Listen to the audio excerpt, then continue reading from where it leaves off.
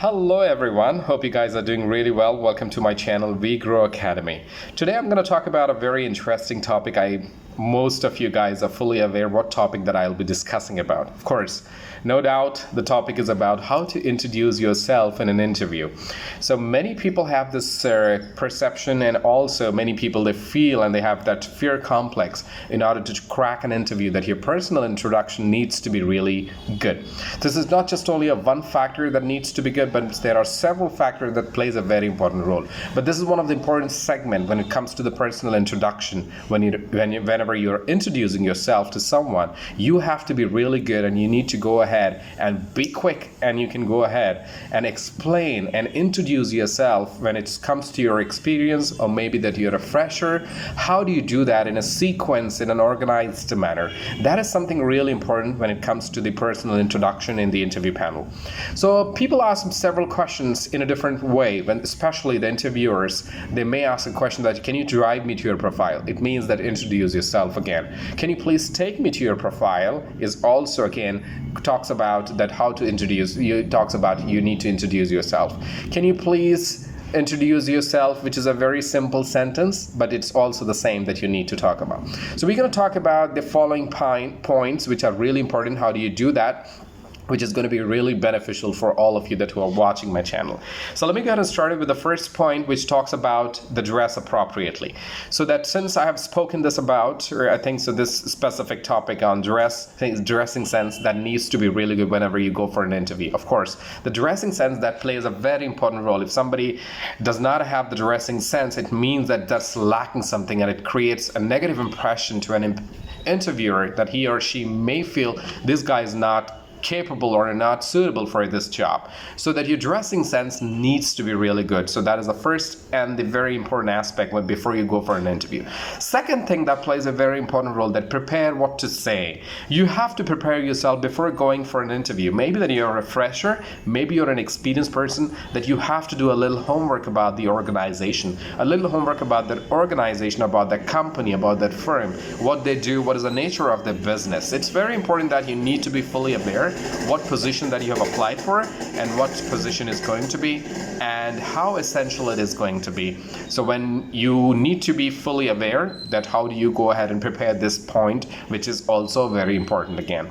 So preparation plays a very important role, what to say when it comes to the interview. So prepare yourself what exactly that you have to speak about when it comes to the interview. And the third point that I'll talk about is begin by grading the interviewer. Of course, whenever you introduce yourself, before you go ahead and get indulged into any discussion, you have to grade the person. So, hello sir, how are you? So yes, can I have a seat? Or the person who says that, yes, can I have a seat? Yes, so you can sit down, and then you can go ahead and introduce. If someone says yes, then he or she looks at your resume or your profile, and then definitely ask the question that, yes, can you please drive me to your profile? Can you please introduce yourself? Then when the movement starts, then you need to get indulged into your discussion. When you're introducing yourself, you need to be very careful with the first thing that you need to talk about. First, your name. You have to address, how do you address your name? If somebody asks this question, you'd say, you can address me as Zishan, you can address me as Sayed. You just go with your full name, which is very important as well.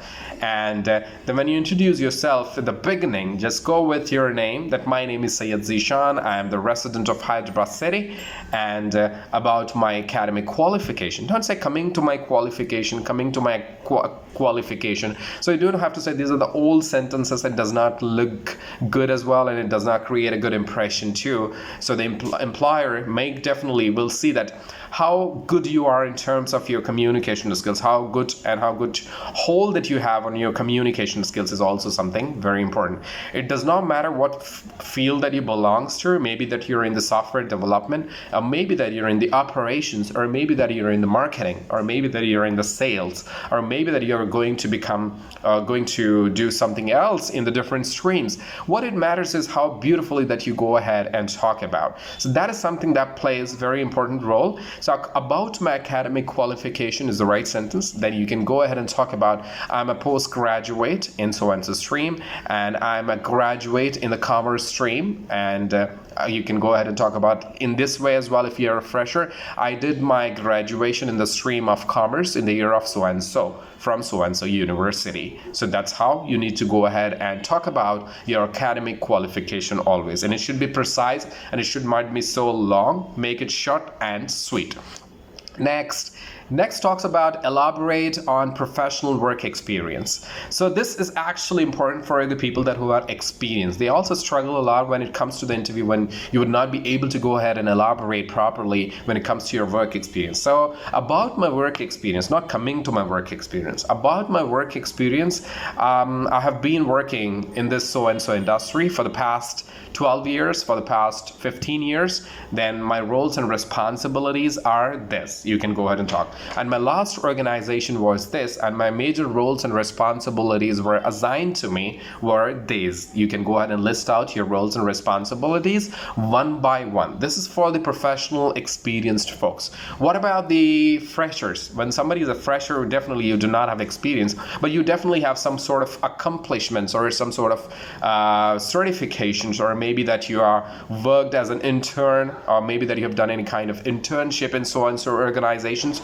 So you need to go ahead and talk about your accomplishments when it comes to your experience. You don't have experience, you just simply say that I'm a fresher. Of course, I do not have an experience, but I have got some of the accomplishments that I'll go ahead and disclose this. I'll explain this. These are my following accomplishments. So you can go ahead and list out one by one. And what were your roles and responsibilities when you were performing as an intern in so and so company? What were the duties that were assigned to you? You can just elaborate maybe in 2 lines or 3 lines if it is needed.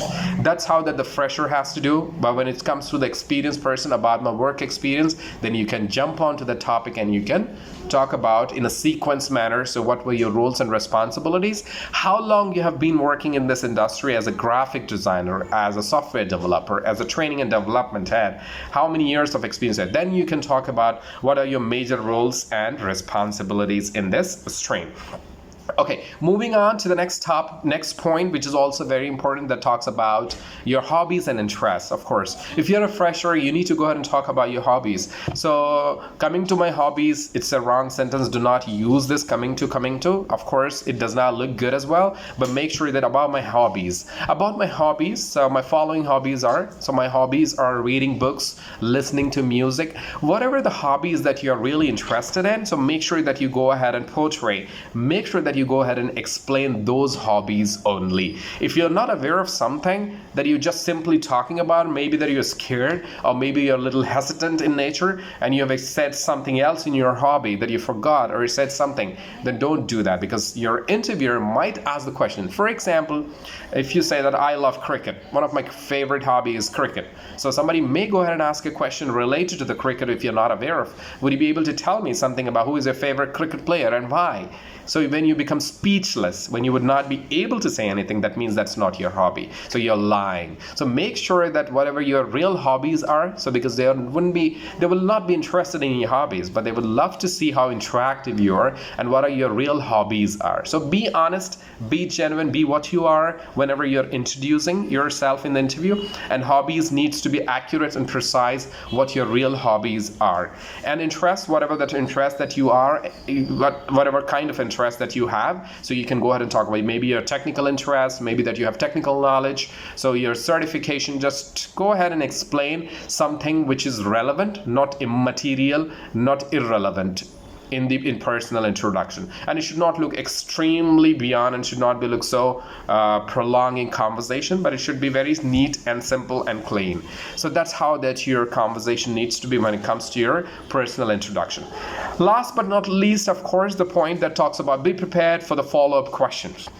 This is a very important thing when you introduce yourself, the moment the introduction completes, of course, maybe you're an experienced person, maybe you're a fresher, the moment you complete it, you have to say that, thank you so much. Then the interviewer, then go ahead and probe the questions. Go ahead and ask the questions. Okay, I see that you're a fresher, and why are you so interested to get into this field? Then you should be ready to go ahead and listen to the question clearly first before you answer any of the questions. So if you go ahead and rush, if somebody is not even even finished the question yet, but still you're stopping. Sir, I got your question, so let me go ahead and stop you there and stop. That's again a very bad habit. You don't have to do that. Maybe it's not a good question. Maybe it's not relevant to your topic. Maybe it's not relevant to your subject as well. But still, well, the best and the beautiful etiquette for your interview is you should not interrupt or disturb the interviewer when somebody's asking the question.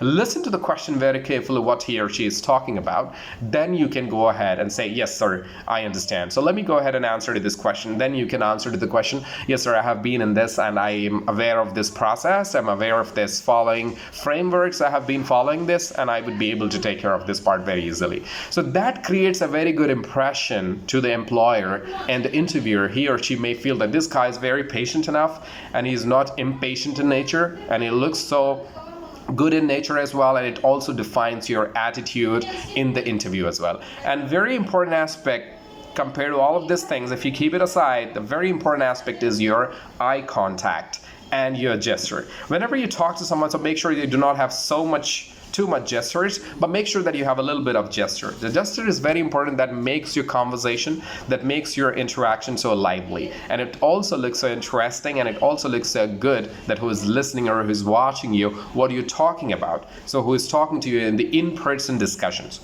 Normally the interview happens in the in-person discussion. So nowadays that we are, the things are getting changed, of course, that many people got addicted to the virtual round of interviews are happening. But still, even if it is a virtual round of interview, that your gesture, your eye contact needs to be in the place, and of course, and when you have the interview in person, when you're talking to someone in physical interaction, when you have that, definitely you need to have that good eye contact and good gestures while talking to your employer.